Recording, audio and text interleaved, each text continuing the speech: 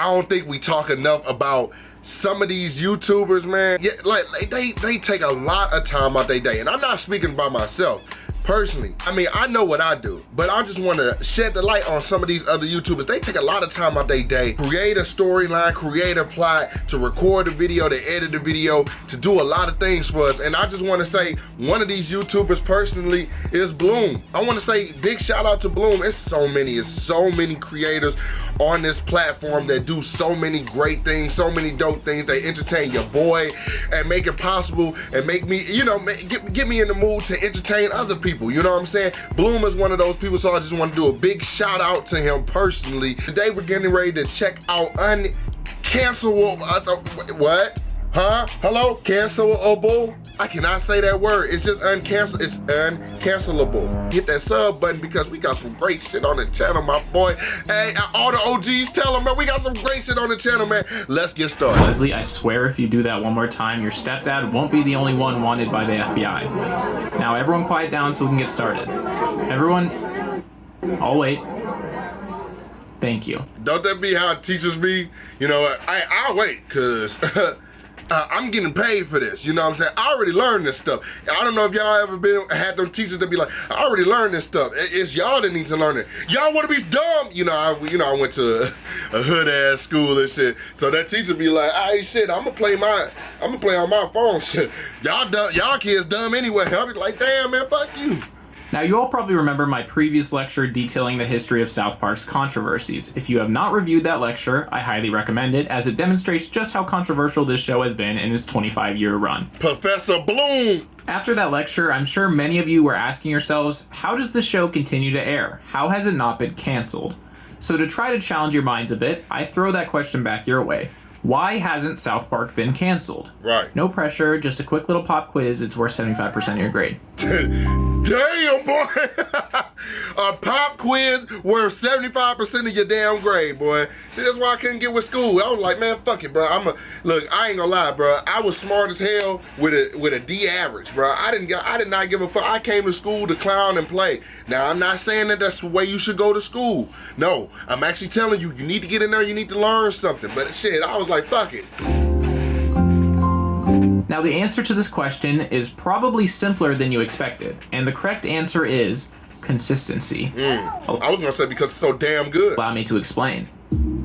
It's had every label placed on it that you can imagine, from offensive, immoral, vulgar, disrespectful, profane, sacrilegious, racist, transphobic, homophobic, sexist. Basically any adjective that is used to describe offensive content has been used to describe South Park. Facts. And with the amount of campaigns attempting to cancel the show and the major controversy they've gotten into, it really is a miracle that the show still airs. The show has gained this legendary notoriety to the point I still can't get over the fact that she got a fat ass cocoon on her head, boy. That motherfucker getting ready to hatch, boy. Where, despite only increasing in its quote-unquote offensiveness, it's far less controversial now than it used to be. It's as if the legend of the show has surpassed the show itself, as no matter what they say, everyone kind of just shrugs their shoulders and says, yeah, but it's South Park. Right. But again, it begs the question, why? Well, my answer to this is one that may shock many of you. South Park is uncancelable because it's not offensive. I think, man, you know, South Park is because they've broken so many boundaries that, you know how you get used to something? It's like when you first see it, it's like, oh my God, you know, we're watching The Simpsons. Bart Simpson put mayonnaise inside of a chocolate covered strawberry. Oh my God, that is nasty. It's gonna get all the kids to do that. Then South Park comes along and, you know, Cartman grinds up a kid's father and feeds it to him. It's like, you top that. It's like you top that. It's like the most offensive shit, they keep topping it and topping it and topping it and topping it and raising the bar so fucking high that it's like, bro, it's like we're so desensitized to it, bro. And here's another thing. We're desensitized to a lot of shit in the fucking world. Every time something goes on in the damn world, bro, another catastrophe, another tragedy, we see that shit so fucking much, we don't even give a fuck, bro. We don't even give another school shooting. Oh, damn, that's fucked up. Whereas 10 years ago, we'd be like, a school shot, no! You know what I'm saying, bro? It would have been a bigger deal. And I'm not taking it away from stuff like that, saying that at school, I'm not saying that a school shooting isn't something that is clearly a big deal. What I'm saying is that we get so desensitized because we see it so much. We see so many bad things so much, we desensitize ourselves. That makes no sense. You just gave a 30-minute lecture about how offensive it is. I felt like you were talking to me! Well, with the intro out of the way, let's get into it. Uncancelable, South Park. Alright, let's go ahead and get into this lesson. So what I want to... Oh, hang on one sec. I just got a notification. Oh, it's from today's sponsor, Raid Shadow Legends. Oh, shit! Do you... Hey, Bloom, tell me how I can get Raid Shadow Legends, boy. They ain't fucking with your boy. South Park has built its reputation of being uncancelable slowly over time, continuously crossing lines that were previously thought uncrossable.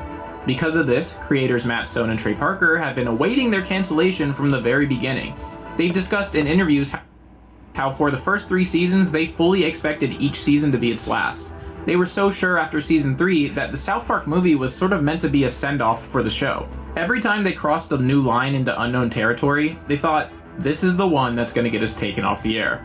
And every single time, the show was renewed for another season. Right. What people don't realize is we've been waiting for that moment for 20 years. Like, we seriously thought that was going to happen 20 years ago. And then we did the South Park movie and we're like, okay, we're definitely getting run out of town. Then we did Team America and we're like, okay, we are getting run out of town.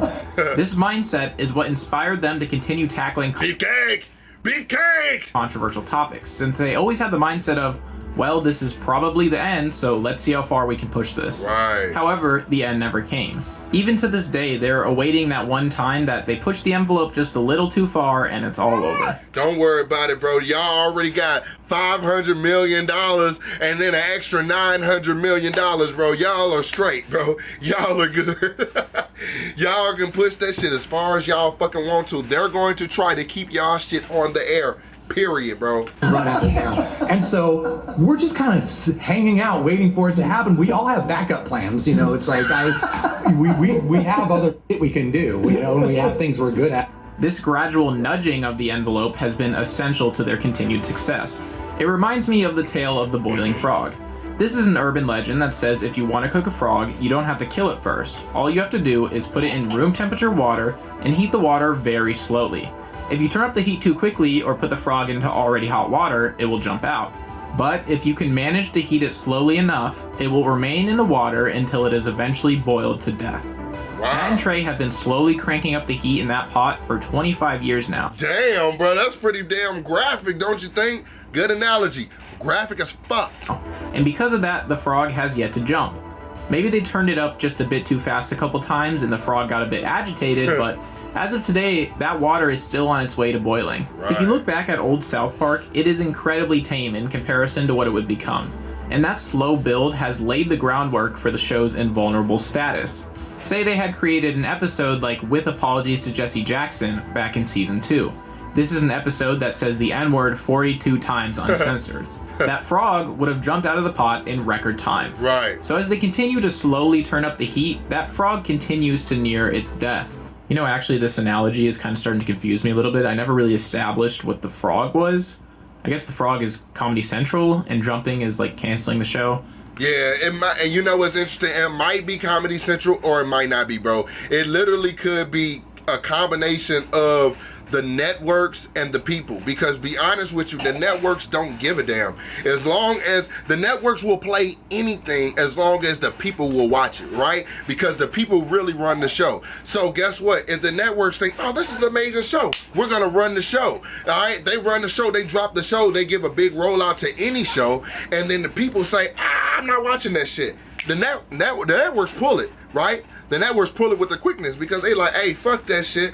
We don't want to put our money behind something that we like. We want to put our money behind something that the people like, all right? Or to push a certain agenda on the people. You know, but that's a whole nother story. We won't talk about that. But then what does it mean if the frog They want to control us, boy! boils to death? Does that mean that we're nearing Comedy Central's death?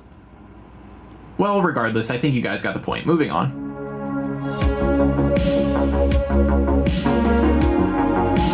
Ask anyone who is a fan of South Park why the show hasn't been canceled, and they'll give you the same answer. They make fun of everyone. Right. This is undoubtedly the most important factor in South Park's survival. There is not a single person, group, or idea that is off limits when it comes to criticism on South Park. Right. They are willing to, and have, made fun of every single belief system that a person can believe. They may be scathing in their parodies of certain events and ideas, but the reason they can get away with it is because they are equally ruthless with any topic they cover. There is no choosing sides when it comes to South Park. They may make an episode in which they make fun of religion, but you can bet they're going to make an episode being just as ruthless towards atheists.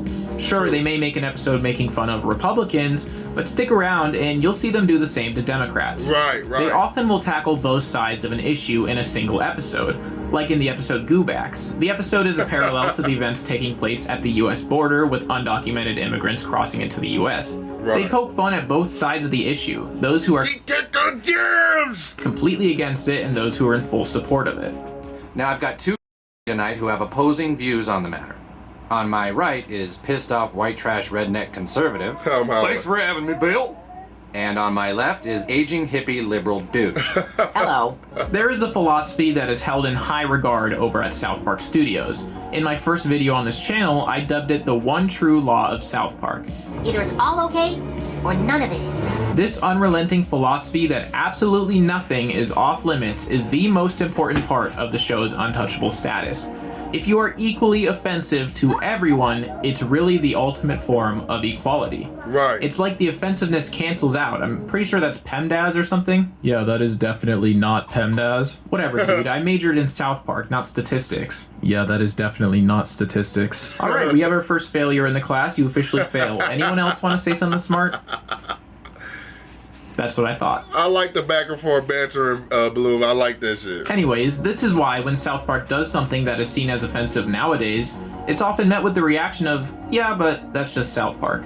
Their unwillingness to leave any line uncrossed has become the show's trademark. It's honestly hard for me to think of anything that I would consider to be as impartial as South Park. The show is never trying to push an agenda or make you think a certain way about a topic. It just makes fun of everything and lets you decide what you want to believe. They're not preaching to you, they're showing the flaws in your beliefs as well as the people that you disagree with. Now, some may argue that this isn't true in the more recent seasons, but that's for another lecture. Right. All the proof you really need is to spend some time reading my YouTube comments. I'll regularly see comments claiming how it's so clear that, in this episode, I love how they pointed out how dumb the libs are on this topic. And then I'll see a comment about the same episode claiming that, man, they really showed all these dumb conservatives in this one. I always find this so funny because these people don't realize that they've missed the entire point of the episode, and the show is making fun of people thinking like them. Even I, despite never talking about my own political beliefs on this channel, am regularly called both liberal and conservative in the comments for just explaining what the show was saying. You know, and a part of that is literally people like to be around other people that they like that believe in the stuff that they believe in.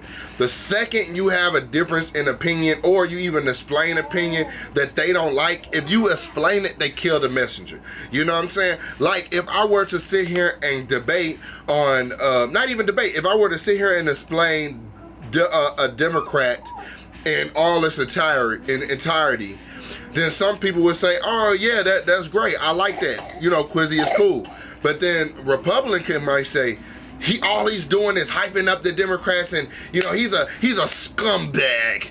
All this shit. It's like, I'm not even saying that I pick a side. I just said, I'm just explaining it. And I'm sure that it's just a natural human thing. You want to pick a side. You feel challenged when your idea and way of thinking has flaws in it, which everything does. You feel challenged when somebody acknowledges that. I mean, bro, it's understandable, but open-minded people are what make the world go round.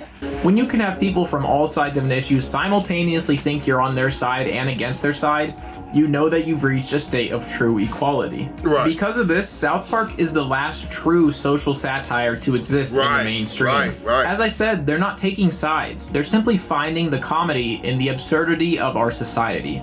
This incessant need to make fun of everyone and everything is what has solidified them as the kings of satire. Their invulnerability allows the creator to look at our society from a viewpoint that's as close to objective as you can get because they don't care who will get offended. I mean, what are they gonna do? Cancel the show? Yeah, good luck with that.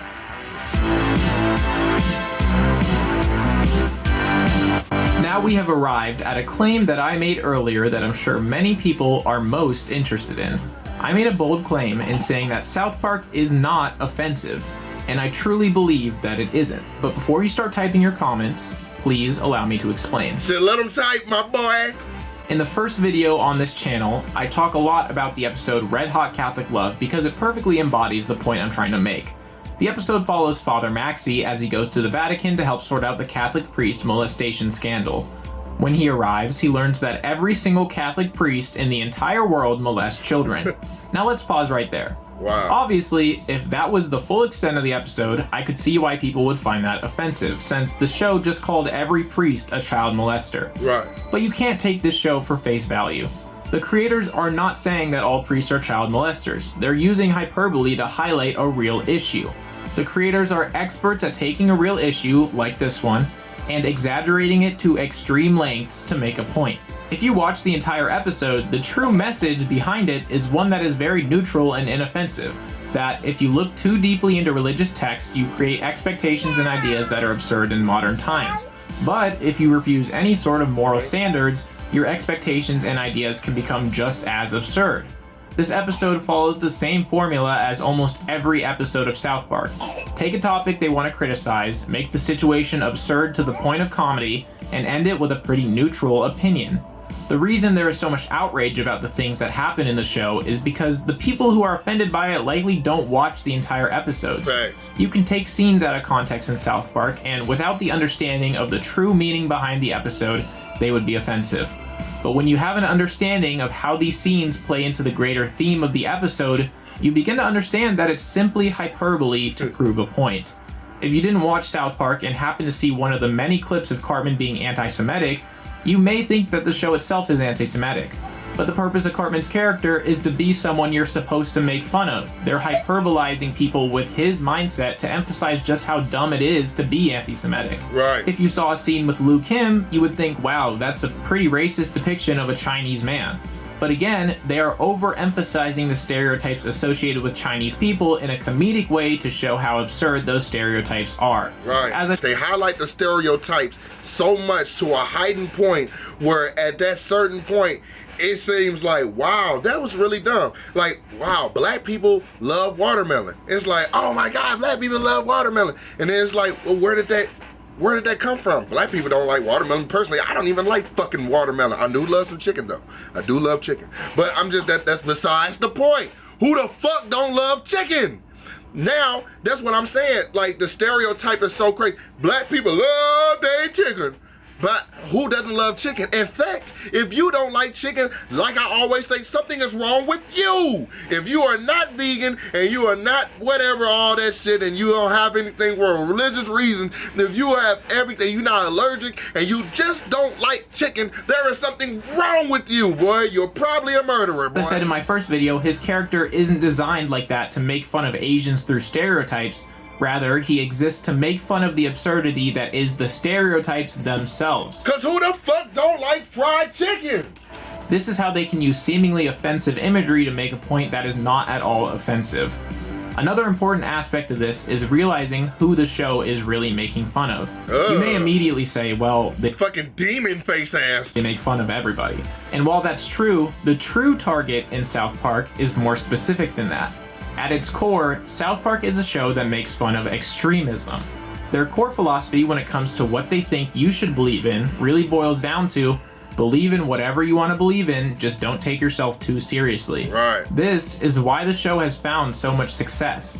99% of people are not extremists and understand all of what I just talked about. The only reason this show is controversial at all is because that 1% is the loudest in their complaints. But the vast majority of the general public understands that at the end of the day, the show is a comedy show that does a good job of satirizing all of the absurdity that comes with the world today. And that is why South Park is uncancelable. Man, shout out to Bloom, bro. Big shout out to Bloom. That was great, bro. I actually wouldn't have mind doing that on stream, but we actually have another Bloom video that y'all have been wanting me to check out, bro. It's a 2-hour long Bloom video. 2 hours long, my boy. Y'all been wanting me to check that out. So man, look, hey, right now, if you are not on our Watching Wednesdays, man, come to the Watching Wednesdays, bruh. Every Wednesday, 7 p.m., 7 or 8, you know what I'm saying? Bro, but this one is gonna be serious, bro.